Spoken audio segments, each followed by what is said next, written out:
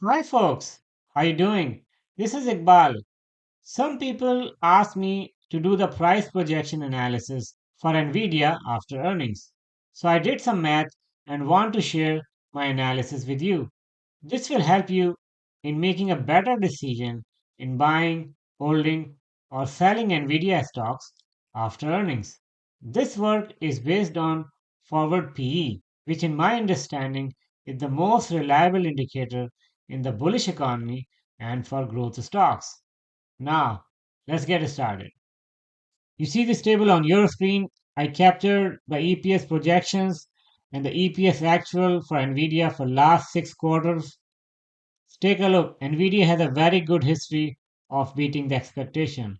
So, with the exception of just one quarter, that is this one, NVIDIA was able to beat expectation for all 5 quarters. On average, it's about 12%. In the future quarters, earning projection you see is going up, and that's a good sign. From Q1 2024 to Q4 2024, based on the calendar quarters, the earning expected growth is 24.91%, and that's exceptional. So, in terms of the earning per share, I don't see any problem. Now, let's take a look forward PE.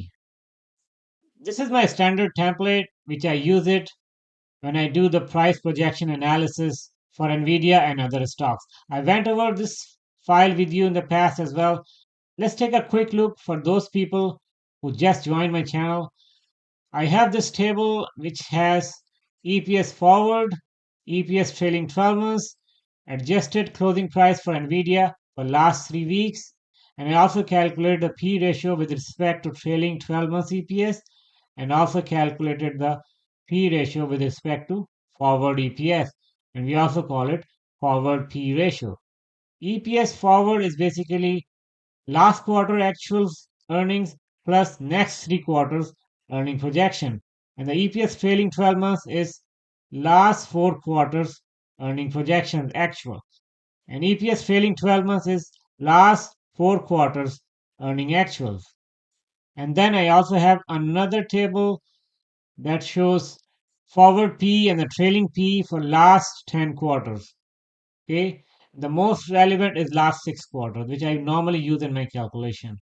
And I also have median, minimum, average, and the maximum forward PE for last 6 quarters, right? With the exception of 1 or 2 quarters, which I ignored because they were outliers. And also I have another table. This is EPS actuals and EPS projected for last 10 quarters. And also I calculated the earnings surprise for last 10 quarters. And then I did the calculation for minimum, average, and the maximum earnings surprise for last 10 quarters.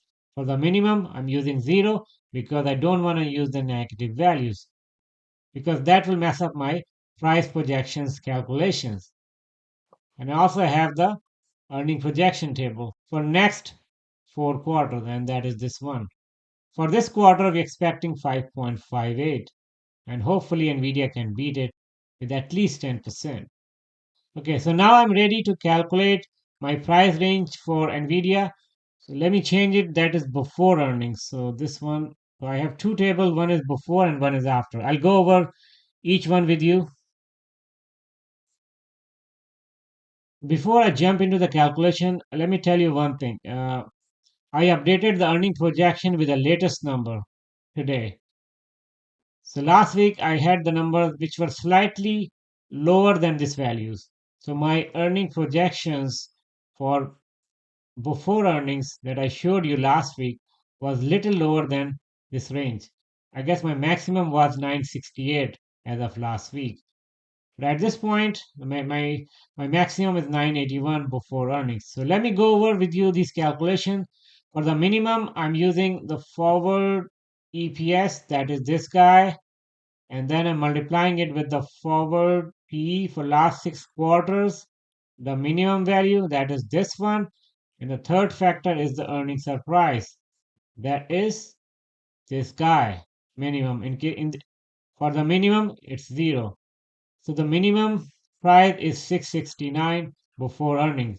And same calculation for the average EPS forward, and then the average forward PE, that is the second factor, that is S28, this guy, and let me show you, that is S28,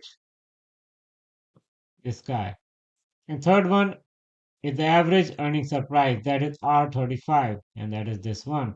But that gives the average value before earnings 837, and the maximum is 981. The same formula, EPS forward, and then T28, that is the forward P maximum for last 6 quarters, that is this one, and then the maximum earning surprise for last 10 quarters, that is 0.19, and that gives 981.